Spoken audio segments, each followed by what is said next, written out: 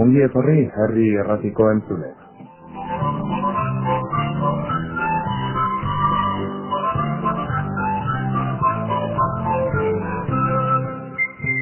Iniciamos una nueva etapa más en el discurrir de la Sociedad de Estudios Vascos, Eusko Ikaskuntza, por esta casa, por Radio Popular.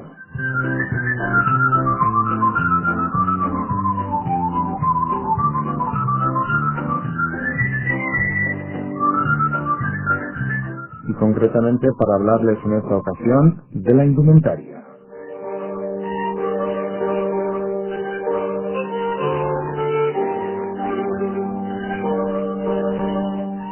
Indumentarias de todo tipo, rurales, urbanas, festivas, laborales y con un larguísimo etcétera.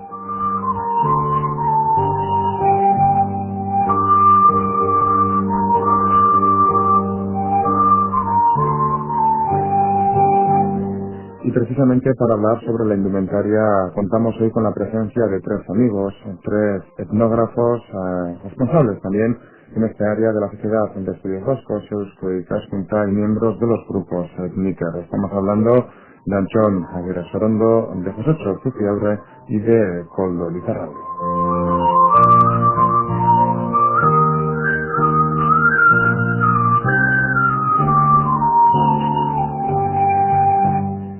Antxon, Josécho, Koldo, bienvenidos, ongi etorri a los tres. Eso. Indumentaria. La verdad es que el tema es amplio. Incluso cabe preguntarse, ¿no?, por dónde podemos empezar. Pero si os parece, os preguntaría si realmente y durante, este periodo del último siglo pasado se ha investigado, hasta qué punto se ha investigado y qué es lo que se puede comentar en esa línea. ¿Os he hecho? Sí, se ha investigado mucho más. El siglo XX ha tenido grandes mutaciones, incluso en la indumentaria, como en todos los demás temas, de la vida del hombre vasco, y se ha investigado mucho. Los que componemos la sección de antropología y etnografía de Eusko Ikaskuntza, además de pertenecer pues a lo mejor a otras organizaciones, como acabas de citar, Etniker, o cualquier otra, Aranzadi, etcétera, etcétera, pues estamos investigando cada cual en el tema que mejor le viene en cada momento, y la indumentaria ha sido uno de los temas en que se ha investigado seriamente. Se puede decir que la indumentaria vasca, a la que nos vamos a ceñir también en todos sus ámbitos y en todos los aspectos que se puedan remarcar o resumir en relación a lo que ha sido, es especial a otro tipo de indumentarias que nos puedan rodear, o es difícil en este ámbito hacer paralelismos y compararlo con otros lugares y otras zonas. Habría que distinguir dos tipos de clases de indumentaria, la rural y la urbana. En cuanto nos ciñamos en el rural, las separaciones son más claras con respecto a otras indumentarias. Incluso se dan los casos de los localismos, ¿no? Un tipo de indumentaria en una zona y otro tipo de indumentaria en otra. Otra cosa es la indumentaria urbana, que desde siempre ha tenido importancia mucha el factor moda. Entonces la indumentaria de una determinada época se puede igualarse a la indumentaria de esa misma época en otros parámetros geográficos. No es hay sus particularidades, no cabe ninguna duda, también las hay, pero es más semejante a otras zonas. Pero eso ocurre desde los tiempos de los romanos, claro, por supuesto. Desde el tiempo de los romanos estamos hablando sobre la indumentaria en el País Vasco. Para presentarte a mí, Koldo, es difícil ahondar en la indumentaria vasca, es especial, tiene características y rasgos llamativos y que dan mucho trabajo a la hora de investigar. Bueno, el trabajo está en la constancia de cada uno, ¿no? Pero realmente lo que hay que hacer es investigar sobre ese tema de una forma pues reiterada y ahondar en los temas que hay que hacer. Bueno, pues ahondemos en la indumentaria vasca y comencemos, si os parece, por esa distribución, ¿no?, de la indumentaria rural y urbana, que probablemente pues sea la raíz principal a la hora de poder esquematizar una investigación sobre la indumentaria vasca. Comencemos, si os parece, por el aspecto más rural, por el pastoreo. Por poner un ejemplo, por la zona del Goierri. José Chozuciabre, ¿cómo es la indumentaria vasca en el pastoreo, en los caseríos, el baserritarra? ¿Cómo es el casero? Bueno, el casero y la casera hasta inicios del siglo XX, no me atrevo a decir, pero desde luego hasta casi finales del siglo XIX se vestían con la tela que hacían en el propio caserío, que era el lino, ¿eh? Luego en los pueblos había unos tejedores a quienes llevaban el hilo de lino y le mandaban tejerlo. Y después era la echecuandre la que iba confeccionando con esa tela que le hacía el tejedor, pues le iba confeccionando la ropa tanto masculina, femenina, de los mayores, de los chavales, la ropa de cama, etcétera, etcétera, etcétera. ¿Cómo era? ¿Cómo era? Bueno, pues desde luego está claro, los hombres, pantalón, camisa, si empezamos por dentro, pues una camiseta, unos calzoncillos largos, estoy hablando del hombre, pero lo que se veía, que es lo que más me voy a ceñir yo, pues era la camisa, pantalón, la boina y una chaqueta encima, para los días de labor generalmente. La boina, no hay que olvidar, y el calzado, las albascas, hechas con cuero, por el espojón generalmente, y en lugar de calcetines se utilizaban mantarrac, que se llamaban, son unas telas con las que se cubre, como si fuera con el calcetín, ¿verdad? Un poco el pie y la caña de la pierna. Bien, descendiendo ya con detalle, diríamos que los pantalones estaban hechos de lino, por tanto, inicialmente eran blancos, blancos o de un color crudo, no eran pantalones azules, como hemos conocido en el siglo pasado. Nosotros yo ya he nacido casi en el primer tercio del siglo pasado y yo siempre he conocido pantalón azul, pero bien es verdad que, voy a decir, en ferias o en lugares donde se han hecho, por ejemplo, me acuerdo en Urrechu, que se hace una fiesta vasca muy importante allí en septiembre, no me acuerdo si es en septiembre o en julio, pero yo veía allí a los caseros que iban con los bueyes tirando de las carrozas, iban con pantalones blancos de lino, blancos o claros por lo menos, y efectivamente, después investigando, se ve que era el lino tal como salía del tejedor, como que utilizaban para hacer los pantalones. Las camisas también, lo que pasa es que las camisas eran totalmente distintas a las de ahora. Era como las camisetas que usamos con 2 o 3 botones nada más en el cuello, porque después eran cerradas, pero eran larguísimas. No voy a decir que llegaban hasta el tobillo, pero sí pasaban la rodilla. Eran unas camisas larguísimas. Camiseta no se usó mucho, pero sí se usó también. Sí se usó también. De lino, pues más fino. Los calzoncillos eran de lino más fino también. El lino de los pantalones exteriores era un lino más vasto, los calzoncillos eran más finos, porque el lino tiene distintas clases según sea la planta y según sea la rama más delgada o más al pie de la rama, ¿no? La boina, de siempre la hemos conocido, no sé de dónde viene, pero creo que no es de origen vasco, pero aunque ahora se está perdiendo, el siglo XX desde luego andaban, en la primera mitad del siglo XX andábamos boina hasta los niños, yo creo, chavales de 13 años, en cuanto empezábamos a la fábrica, de 15 años, pues íbamos con boina. Yo ya apenas he conocido, pero hay cantidad de fotos que demuestran que en los años 40 y años 50 los chavalitos que iban a trabajar iban con boina, con 14 años. Después también había además boinas para los días de labor y para los por supuesto, claro. La boina no era del tamaño del actual, así grande, era una boina más pequeñita, que justo tapaba casi la cabeza. Ahora, si vemos a alguna persona con aquella boina, nos parece casi un poco como ridículo. Bueno, ya tendremos ocasión de hablar. El pastor utilizaba esta misma indumentaria, solamente que después, pues, para bajar a la calle siempre se ponía la blusa, blusa que ahora conocemos, la blusa del casero, la blusa del pastor, eso era indumentaria común en el hombre. Para bajar a la calle se ponía la blusa, no se ponía ninguna chaqueta ni nada de eso. El domingo a misa o a la feria el día que fue la feria, el lunes en Tolosa o el miércoles en Ordicia, el martes en Beguel, se ponía la blusa siempre por encima. Después hemos conocido la chaqueta, el traje para ir de boda, claro, para ir de boda se hacían un traje o lo que sea, y se ven a principios del siglo XX también ya se ve el traje, pero no es normal bajar el domingo con traje, el hombre.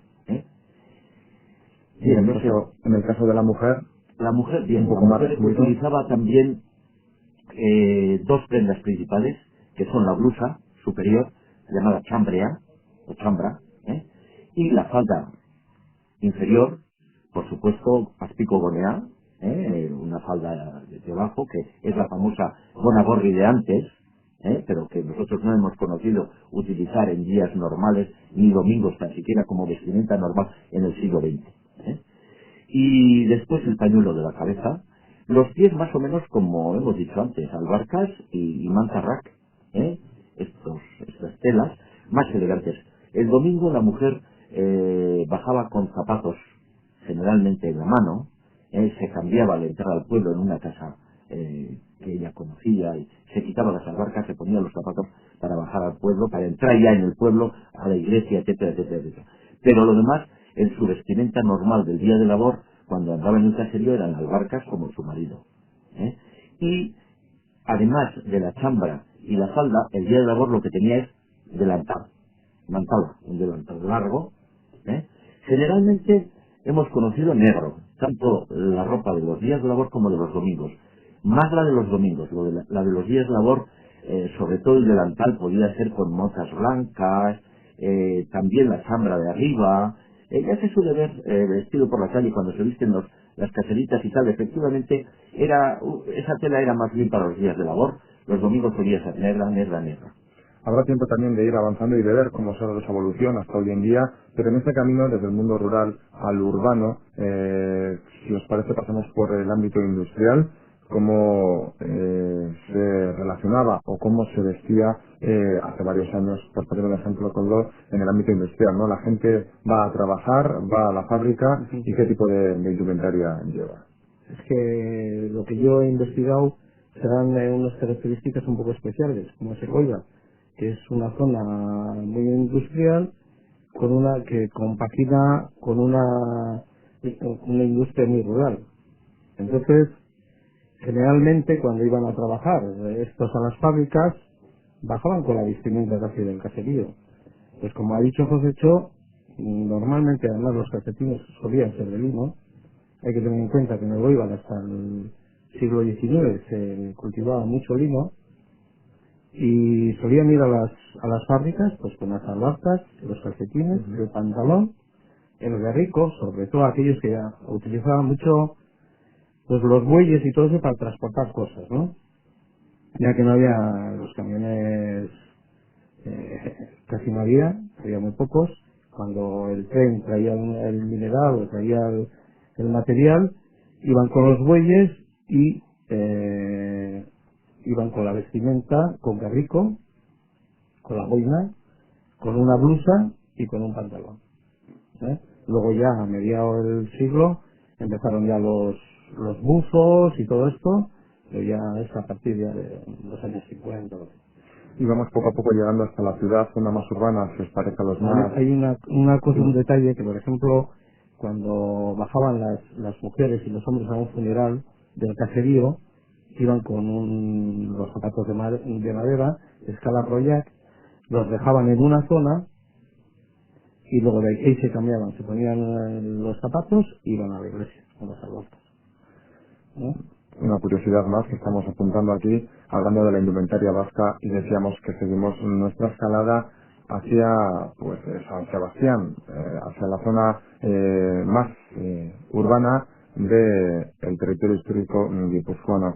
Antxon Aguirre Sorondo, ¿cómo se vestían los más aberachas de Guipúzcoa, la burguesía? ¿Qué tipo de indumentaria? En principio hay que decir que había como tú más que ya me has matizado el tema, pero había muchos tipos de vestimenta. Estaba el vestimenta de la gente de Servir, estaba el vestimenta del casero que venía a la ciudad, estaba la vestimenta de la ñude, estaba la vestimenta de todo un mundo uniformado que había, que era el cochero, el sereno, el guardia municipal o el michelete, etcétera, y también la gente con dinero. La gente con dinero, indudablemente, vestía, generalmente, el hombre no salía nunca a la calle si no era de traje y con chaleco. Es decir, que nunca se podía salir sin traje, siempre sin traje. No se concibe eso de que fuera en mangas, no, en absoluto. Y siempre con boina, perdón, con sombrero, o en función de la escala, también algunos usaban boina, pero eso siempre. Por otra parte, luego las mujeres iban siempre con falda larga y blusa. Bien, esas dos cosas. Y siempre con sombrero en la cabeza. Sí, no se compagina. Luego, posteriormente, a raíz aproximadamente al principio del siglo, empezaron las chicas jóvenes a salir los días de labor sin nada en la cabeza. Pero eso fue una revolución. Igual que luego hubo otra revolución que era los chicos jóvenes que empezaron a salir sin chaleco. Y aquello fue una cosa impresionante, ¿no? Una de mis informantas me comentaba cómo lo que es vestido entero, de arriba abajo, en una sola pieza, ella recuerda que era modista ella, de San Sebastián modista, y ella recuerda que vino hacia 1918 a 20 y lo introdujo a San Sebastián una moda que vino de la casa Chanel de París. Y entonces, claro, lo más chic de lo chic empezaron a usarlo porque era la revolución en aquel entonces. Le llamaban la camisa, le llamaban aquel vestido entero. Y curiosamente otro dato que me llamó poderosamente la atención al hacer las entrevistas es que otra persona me dijo que ella tuvo el primer jersey de punto,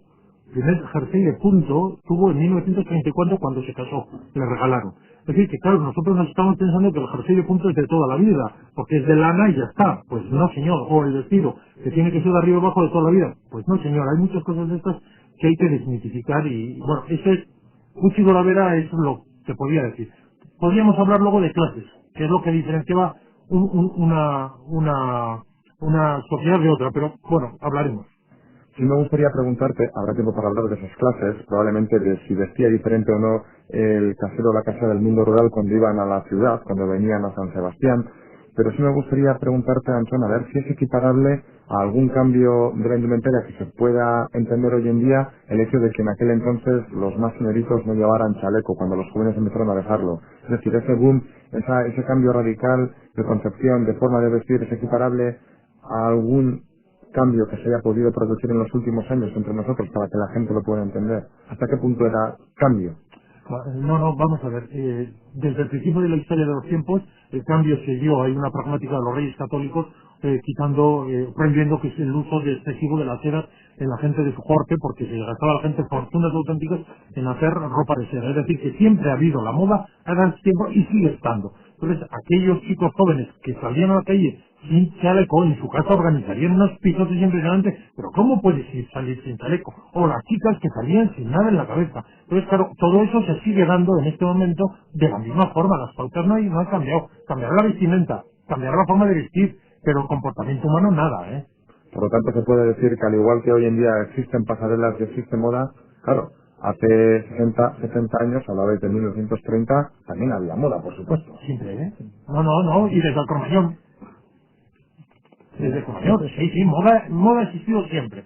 Pero no es solo moda, la moda no es el tema, pero no solo hay un componente moda, hay un componente también de distinción y de indicar que yo soy yo y mi propia personalidad respecto a mis padres. Que mi padre quiere que no me ponga un pins, pues yo me lo pongo. ¿Por qué? Es decir, hay rebeldía, hay moda, hay forma de liar, hay muchos componentes en la vestimenta que no es exclusivamente la vestimenta.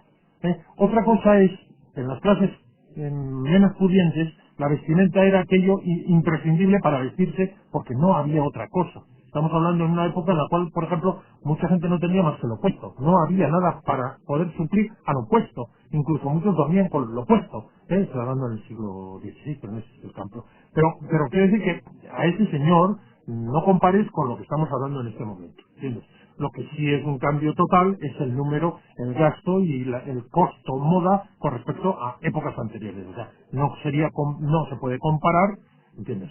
Aunque con relativo, porque una de mis informantes me dijo también que un tío suyo tenía un chaleco y los 3 botones del chaleco eran de plata y cada uno de ellos tenía 3 diamantes en cada uno de los botones de plata. Cuando se murió, sus sobrinas hicieron cada una, eran 3, se hicieron una preciosa pulsera con cada uno de los botones. Es decir, que allá había también un lujo, un superfluo, etcétera, etcétera. Su dinero le costaría su chaleco. Y los famosos, en las sandalias y en los calzados, los famosos plata que se usaban en las cerillas, no me salía, las cerillas de plata en el calzado, etcétera. Bueno, es decir que, en resumen, no hay ninguna diferencia entre nosotros y nuestros antepasados.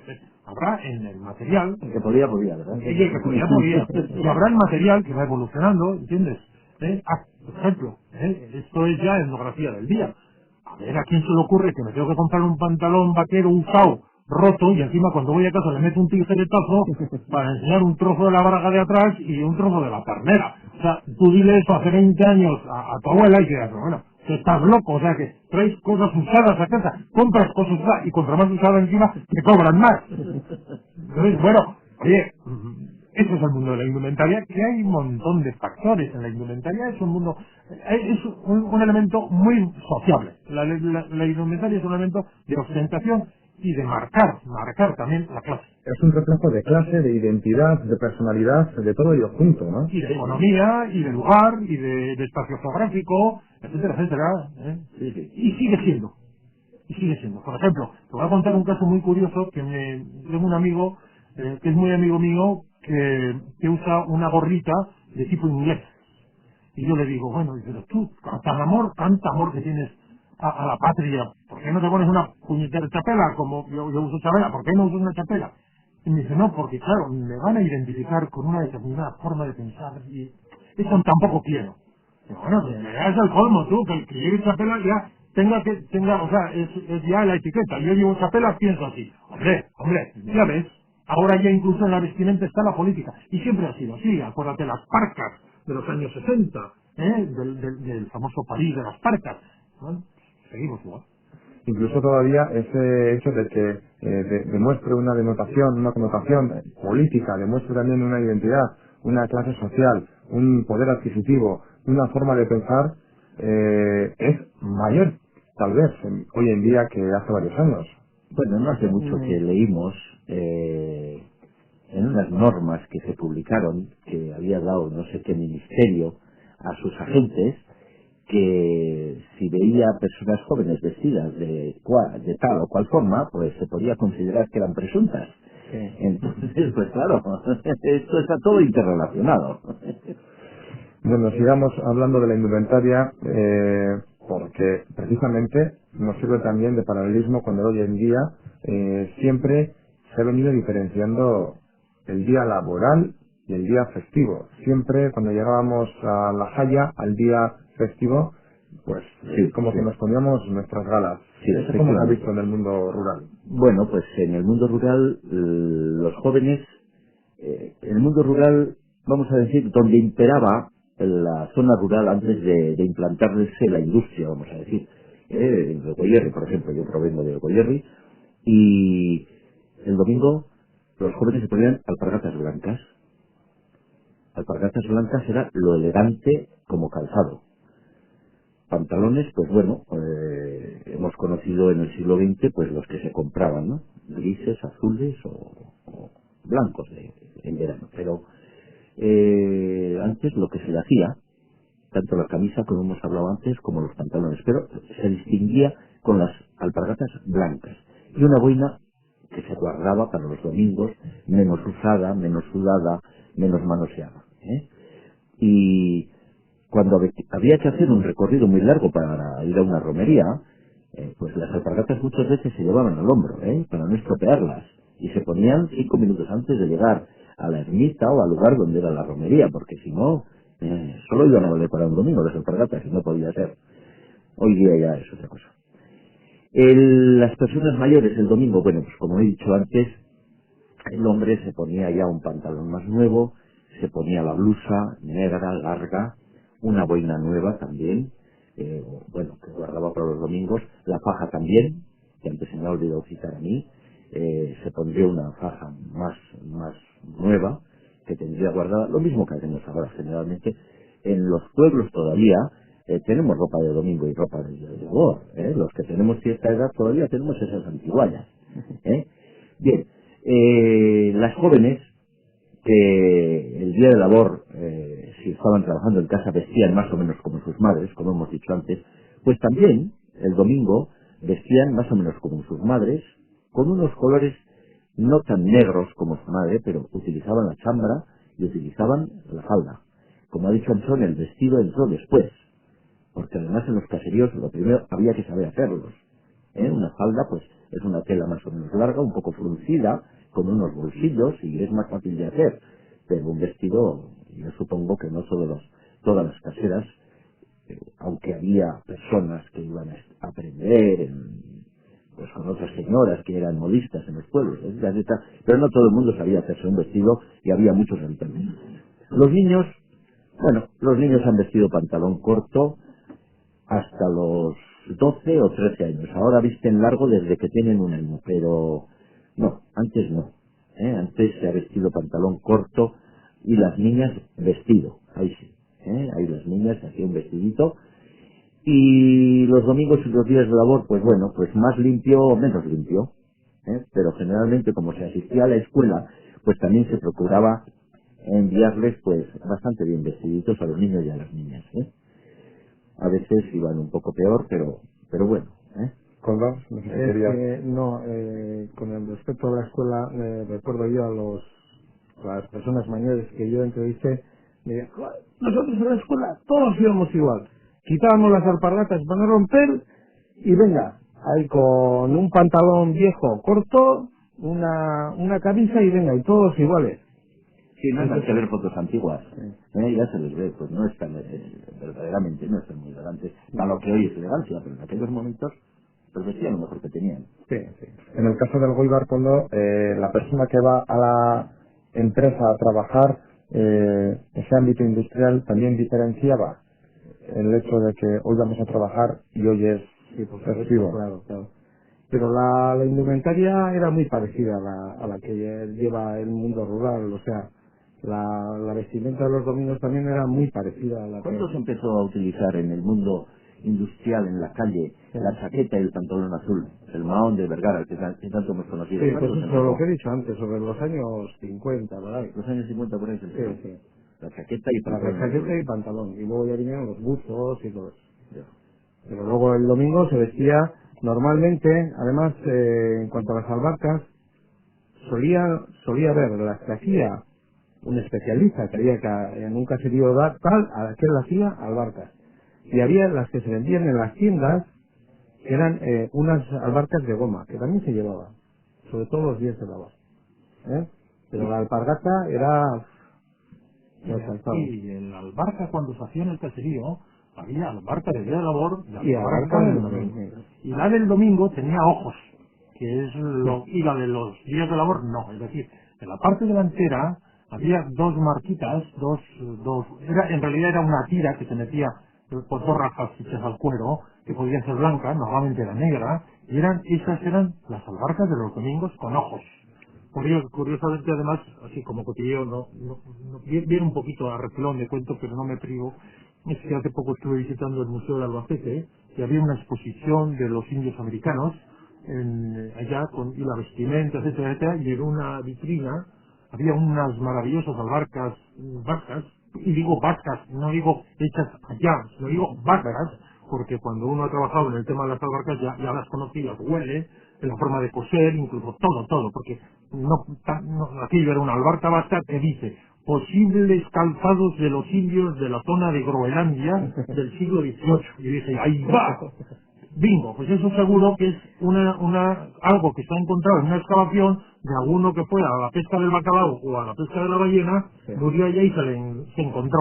Y ahí han aparecido las albarcas. Entonces, en el Museo de Albacete está como cotilleo del tema de las albarcas. Pues hablamos de ese cotilleo en el Museo de Albacete sobre las albarcas. En San Sebastián hablábamos también de que, bueno, además de haber distintos gremios, distintas clases sociales, pues también se distinguía el laboral y el festivo. El festivo era equiparable también, Antón, y doy un paso más, a los días de feria, como la de Santo Tomás, por poner un ejemplo, o ese día era tan especial que igual en la veracha utilizaba otra ropa, quiero decir, más, todavía diferente a la del domingo, a la del festivo, e incluso el que venía del caserío también traía sus mejores galas, pero no ya las del domingo, sino todavía las mejores. Bueno, vamos a ver. Has puesto un montón de temas encima de la mesa y te has quedado tan fresco. El tema, despacito, el tema de la división, como Bien, paso siempre, por paso. la división en el mundo rico, igual que ocurre ahora, no permitirse ninguna licencia de la vestimenta, sea el día que fuera. Otra cosa es, que no hemos hablado, era de que, por ejemplo, pues los ricos tenían la camisa era almidonada, absoluto, con cuellos, mangas, etcétera. Los medios ricos, la camisa y las mangas eran de quita y pon, y se llevaban a la persona que almidonaba y se las ponía. Y los más pobres no tenían cuello y acababa sin cuello ni mangas. Es decir, que también había clases de ricos o no ricos. El vestido era normalmente de lana, abatanada, y si era muy muy rico era todo de astracán. Si no era rico, pues era abatanada con cuello de astracán. Luego los menos ricos eran abatanada con cuello de falso astracán, que también había. Y los menos ricos era simplemente abatanada, pero sin cuello. Y luego había otra clase, otra escala, que era los que no tenían ni siquiera esa prenda, la de que no tenían ni siquiera el abrigo. O sea que estamos hablando una forma de hablar muy general en la charla de hoy, ¿entiendes? Entonces, bueno, habría que distinguirlo y concretar en cada momento y en cada paso. Pero indudablemente la diferencia en una clase pudiente podía permitirse menos porque tenía medios para ir bien vestida cuando le daba la gana porque tenía medios. En función de que cuando vas bajando, pues tiene que guardar una determinada ropa, ¿no? Eso es importante, igual que pues la ropa que se hacían, pues muchos informantes, los primeros zapatos de calzado de cuero que han tenido, muchos regalaban para la primera comunión. Y antes nunca habían tenido calzado de cuero, tenían albarcas, descalzo o alpargatas, pero el cuero, bien, entonces son pautas distintas, ¿no? Luego, dentro de la ropa gremial, bueno, están más en la capital, claro, que en los pueblos, ¿no? Pero están los distintos gremios. Los gremios, voy a decir, profesionales autónomos. Esto Anchón nos va a poder decir más que ninguno de estos dos, quizás, no sé, quizá también el herrero, pues utilizaba una mantada, un delantal muy concreto. Vamos, a mí se me ocurre citar en este momento que empezamos quizá por el estamento más alto, que son los ediles del ayuntamiento, ¿no? Que utilizaban la gran capa y el gran sombrero alto, de copa, y que todavía, pues bueno, hemos conocido personas mayores que han sido informantes nuestros, que de jóvenes han sido ediles y han llevado esa capa y ese sombrero y se conservan las capas y sombreros en sus casas. De otros gremios, no sé, creo que Anchón nos puede decir mucho más. Eso me trae un recuerdo de Goya, por ejemplo, que me llamó a mí la atención que hubiese en el siglo XIX que hubiese seis personas que se dedicaran a hacer tapas. O sea, 6 personas con su taller independiente, cada uno haciendo capas. Pues eso no era solo para ediles, No. Caperos. Y por ejemplo, una de las cosas que la gente no sabe es que en la Edad Media, en el siglo XV y en el XIV, el oficio de zapatero era de alto postín, es decir, que el zapatero era un señor verdaderamente bien retribuido y hay montañas de zapateros que eran... una época, ¿no? No, claro, estoy hablando de la Edad Media, que tenían su taller, etcétera, etcétera. Y claro, ¿por qué? Pues muy sencillo, porque el zapato se lo llevaba gente de mucho dinero. Luego entonces pagaba mucho dinero por hacer zapatos. Luego si paga mucho dinero, quien hace eso, pues tiene dinero. Eso es, vamos. Sí, por esa regla de 3. No, lógico, sí. Hablabais antes y comentabais abarcas comunión, relacionabais bodas, bautizos, comuniones, por un lado, zapatos, funerales, por otro.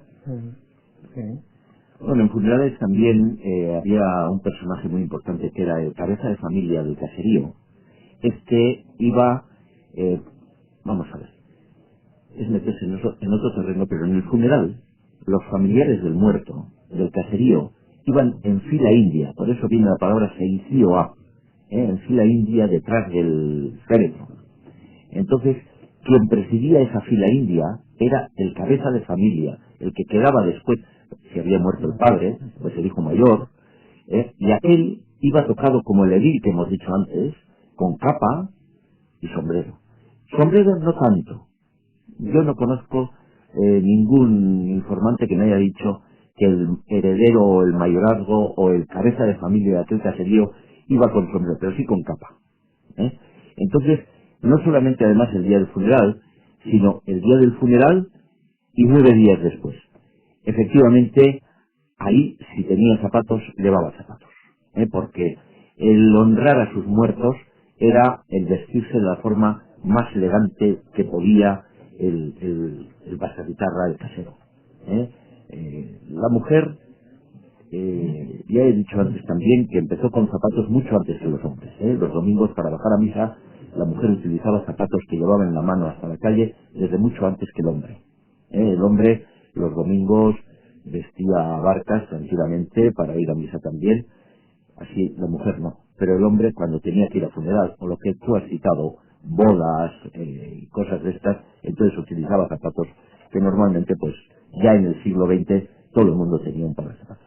Llevaban también las mantillas largas. Eso sí, sí, claro, las mujeres. Había una serie de Eso es indumentaria también. indumentaria clásica que se llevaba entonces, que eran aquellas mantillas largas, que le llevaban casi hasta las rodillas, que les tapaban todo, y de negro. Luego también se llevaba el distintivo del luto, que solía ser o una cinta o ir vestido de negro, claro. Sí.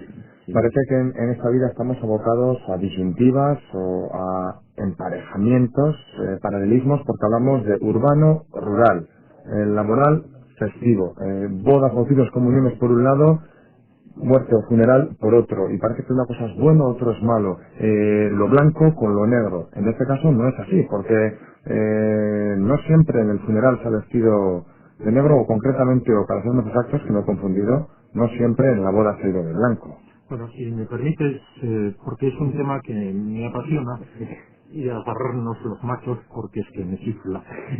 Las bodas antiguamente se reunía el novio, la novia y nadie más, es decir, el sacristán, un amigo, el del bar, el del caserío, y se casaba a las 6:30 de la mañana, o 6:30 de la mañana, y ya está, y punto. Y normalmente pues desayunaban en la casa de la serora o lo que sea, y ya está. Posteriormente, cuando entró el autobús, o el tren, se casaban antes de la hora de salida del primer autobús, para cogerlo, para ir a casa normalmente de un tío, de una tía, de un hermano que vivía en la capital, y se dormía allí y se volvía, y punto. Los de Donosti a Bilbao y los de Bilbao a Donosti. Sí, pero con dinero también. Si no, no se iba a ningún sitio. Por ejemplo, yo tengo personas que de Donosti fueron a viajes de novia y Irún, estuvieron a la tarde con su hermana y volvieron. Eso fue la celebración. Vale. Pero iban vestidos de normal. Posteriormente ya esto se mejoró y entonces se vistió de negro. Y vestían de negro, aunque el horario seguía siendo lo mismo, ¿verdad? Entonces, luego se hacía una comida y luego, pues, al día siguiente se salía de bodas y vamos mejorando. Y ahora se dice de lo que sea.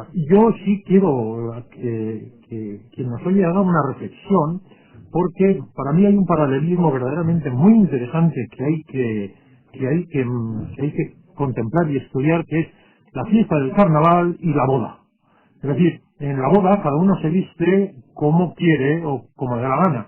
En el carnaval, pero en la boda hay todo una forma, un ritual por el cual la chica tiene que gastarse 500.000, 100.000 pesetas en un vestido blanco que le va a durar hasta las 7 de la tarde, 7:30 de la tarde, que va a la casa de no sé qué, se cambia y tal y cual. El novio tiene que ir de tal y cual. Todos los vestidos, toda la gente vestida, aunque sea un día pues eso suele ser las peores bodas, las de octubre, que empieza a hacer frío y la gente tiene que ir escotada, y entonces eso es un auténtico drama porque me he hecho un echarpe y tal y cual. Entonces todos van disfrazados. La jugada es que todos tenemos que ir disfrazados. ¿Por qué? Porque lo marca la pauta. Tú no puedes ir de forma normal porque, uy, qué chico, vamos, parece mentira. Entonces, cuando yo voy a las bodas, solo quedarme viendo la entrada a la gente de la boda, me doy cuenta que es una de las expresiones más típicas del carnaval urbano. Entonces todos se disfrazan para tal acontecimiento.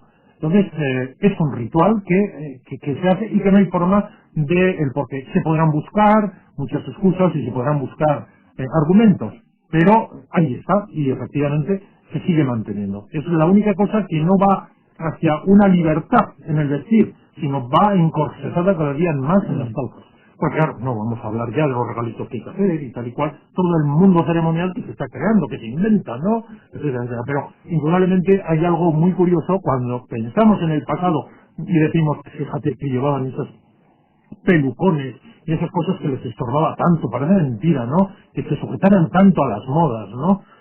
Bueno, sí, estamos haciendo exactamente igual ahora. Y no puede ser como una reminiscencia de que como existe en el día a día tanta liberación en la indumentaria, tanto cambio, pues también nos apetece volver un poco a lo de siempre, a lo habitual, a un traje, a un vestido. ¿No es un poco también volver por un espacio concreto?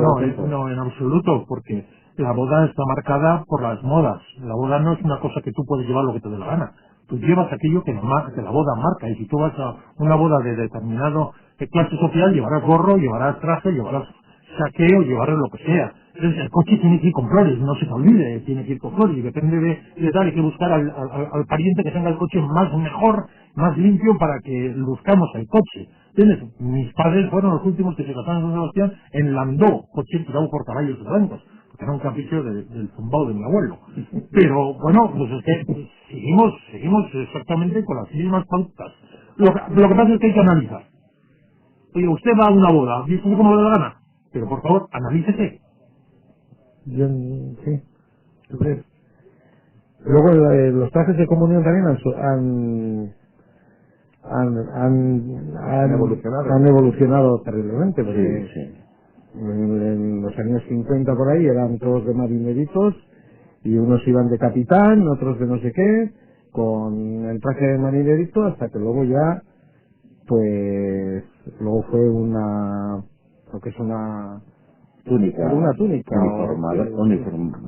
uniformizadora para todos, no tanto chicos como chicas, porque claro, si los chicos eran marineros, las chicas todas eran novias o hadas o algo por el estilo, ¿no?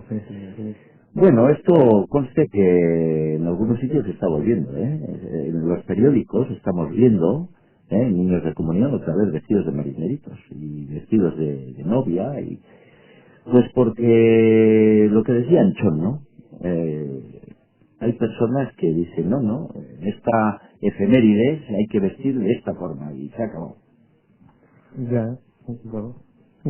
Bueno, pues lo dejamos ahí en ese impasse en que es así punto, porque probablemente las cosas son porque tienen que ser, pero la indumentaria no solo va con el ser humano, ¿no? Antón ha puesto sobre la mesa el ir con el coche bien engalonado para las bodas.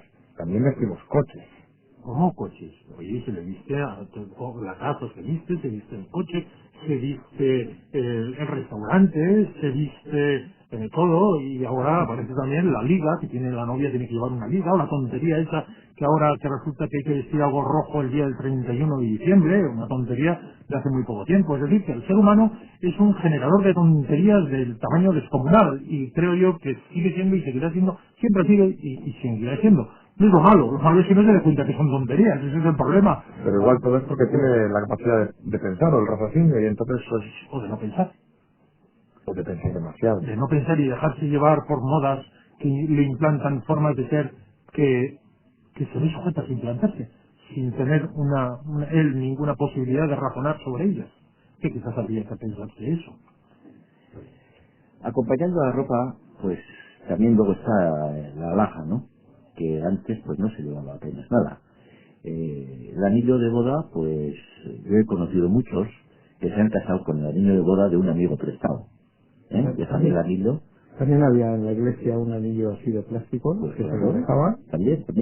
En cambio, hoy pues se ve a las mujeres, sobre todo, es las que más les gusta llevar alhajas, a los hombres también, pero lo que pasa a las mujeres, pues de 10 dedos que tenemos en la mano, pues con 6, 7 u 8 anillos, y a lo mejor 2 en cada dedo y un montón de pulseras. Bueno, pues me parece muy bien, ¿eh? Al que le gusta, Oye, y los a mí me gusta. Y los pins, que se ponen en todas las partes al más... final son vestimentas ¿y cómo se llaman estos aretes que se ponen ahora? Piercing. El El piercing. piercing también, Bueno, pues, sí, bueno, os referéis en definitiva a agujerearnos parte sí, de la carne sí. para colocarnos Pues, en la lengua. Bueno, al en los final sitios son más complementos de la invasivos. indumentaria, ¿eh? Complementos de la indumentaria, ¿eh? Al final no es más que eso. A los negros africanos veíamos, o las negras que se ponían un hueso entre las... Pues bueno, pues cada cual tiene sus armas para estar más guapo, o más bonito, más atractivo. Pero hasta el punto, por ejemplo, que ya te recordarás, no hace mucho, estaba la moda de llevar un jersey atado a la cintura y ibas vestido con gabardina y el jersey atado a la cintura. Es decir, bueno, pues son modas que siempre iban evolucionando. ¿Hacia dónde? Pues cada uno que piense lo que le da la gana. Hay varios trabajos muy buenos en el estudio de la psicología que interviene en la realización de la moda. ¿Por qué? ¿De dónde viene la moda y cómo influye la moda y por qué se adapta a la moda? Hay algunos trabajos muy bonitos publicados, ¿no? Pero bueno, que efectivamente siempre ha habido moda, no es de ahora, es pero muy secula seculor. Y nos puede generar frustración la moda. Hombre, sí, Si no tienes poder adquisitivo, no vamos por la pauta que está marcada por no sabemos quién y entonces nos quedamos en última posición. eso es lo que yo estaba luchando, es de decir, bueno, analicemos algo y luego veamos qué necesidad hay. Y luego veremos, ¿no? Es decir, la moda que no sea una moda irracional, que procuremos ser nosotros sobre la moda y no la moda sobre nosotros. Que eso es un poco, entraríamos a otro. Pero bueno, estamos saliendo un poco del tema de la indumentaria. Sí, bueno, gracias a eso, medio África se surte de fardo, ¿eh?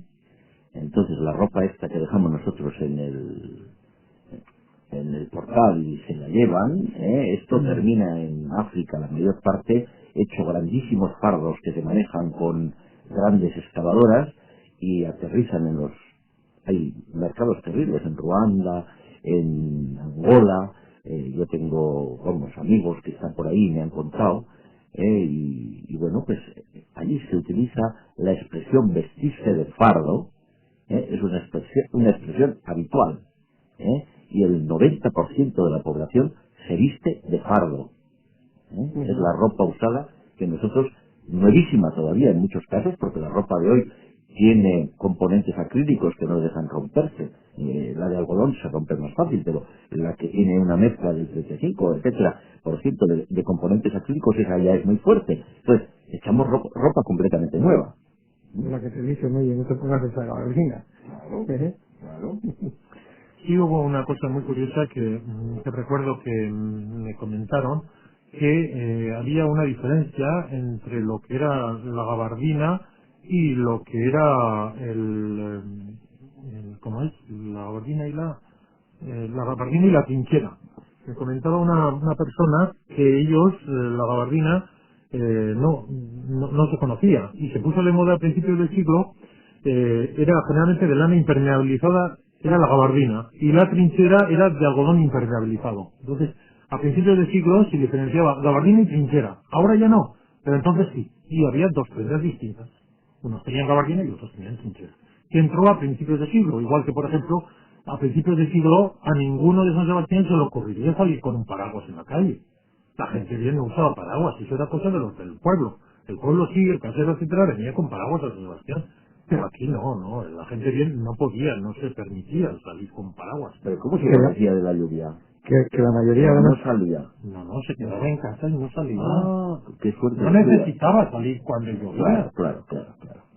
Salen los pobres que tienen que salir. Tienes razón. Y cuando dejaba de llover, el paraguas se ponía en el cuello de la parte de atrás, colgando. Sí, las guitarras, sí, te han visto cuadros bonitos. Y luego también las sombrillas que llevaban las mujeres, en Donosti sobre todo, porque en verano sí. De esto tú sabrás algo también, Anso. No, las sombrillas en verano era una prenda igual que el bastón. Todo hombre llevaba un bastón y la señorita llevaba una sombrilla.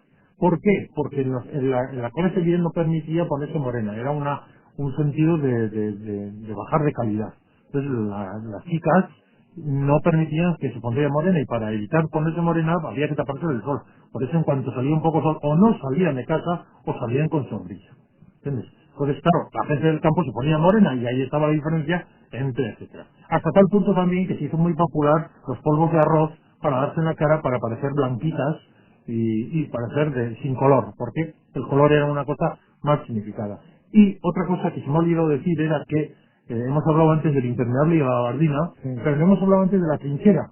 Y la trinchera viene en el nombre porque era la prenda que se usó en el ejército francés en la guerra después del 14.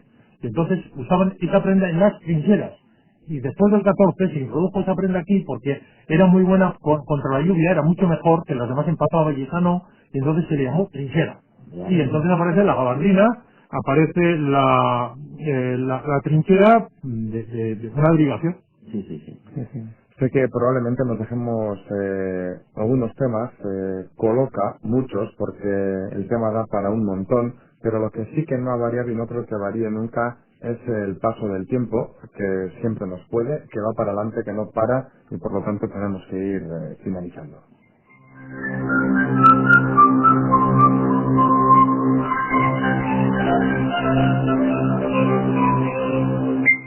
Tenemos que ir finalizando, tenemos un par de minutos por delante. Si queréis añadir alguna última cuestión. No, yo lo único que simplemente comentar un poco que no hemos hablado de la ropa de cama, ni de la ropa de la casa, ni de los pescadores, ni de los artesanos, que no hemos hablado tampoco de las modistillas, que no hemos hablado de las costureras, de las almidonadoras, de los que hacían zapatos, que no hemos hablado de los sombrereros, ni de las boinas, ni de los gorros, que no hemos hablado de las bordadoras, que no hemos hablado de las tejedoras, de los oficios. También quería decir que no hemos hablado ni de los uniformes de mi querido amigo el Sereno, ni el guardia municipal, ni del cartero aquel que usaba gorro de plato, ni hemos hablado de las ñudes que iban bien hermosas, ni hemos hablado de los miriñaques, ni hemos hablado tampoco de las falsacelas, ni de la tela, ni de la entrada del terral, no hemos hablado de la lana, que creo yo que alguna cosilla sí se nos ha olvidado.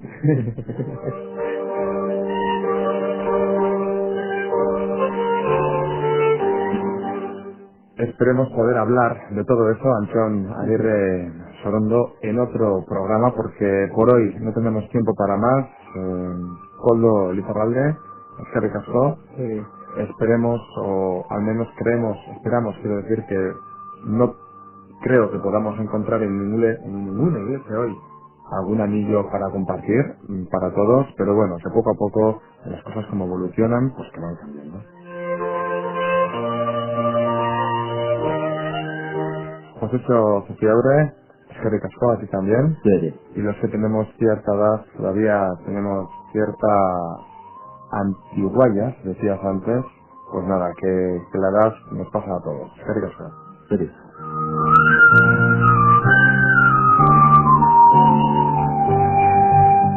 Antxon Aguirre Sorondo, eskerrik asko también. Gracias por tu presencia. Hasta la próxima, porque hablaremos de todo lo que no hemos hablado en esta ocasión. Eskerrik asko. Vale, gracias.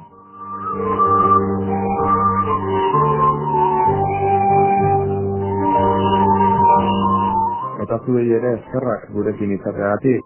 Gracias a todas y a todos por haber estado una vez más con nosotros aquí, con la Sociedad en los Estudios Vascos Eusko Ikaskuntza. La próxima semana volveremos a estar, si así lo desean. Gracias.